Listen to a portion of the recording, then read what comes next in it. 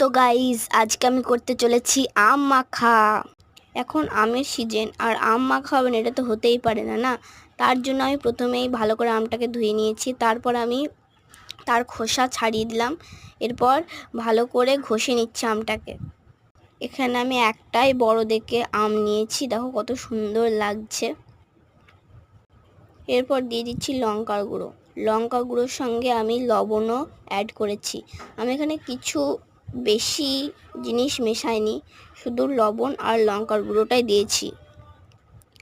আর তোমরা এটা পরিমাণ মতো দিতে পারো, তোমরা যেরকম খাও বেশি কম এইভাবে দিতে পারো। আমি এখানে মিডিয়ামভাবেই নিয়েছি।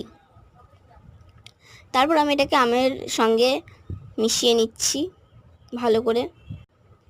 আর এটি খেতে কিন্তু খুব সুস্বাদু হয়েছিল, তোমরা অবশ্যই একবার ট্রাই করে দেখো বাড়িতে। এখানে কিছুই বেশি কিছু অ্যাড করছি না, খালি আম, লঙ্কার গুঁড়ো আর লবণ।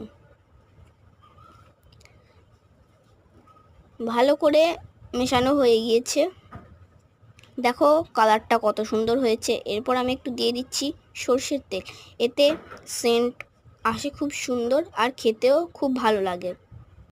অবশেষে মাখার পর দেখি কেমন লাগছে খেতে। দেখতেই পাচ্ছ কত সুন্দর কালার এসেছে, দারুণ।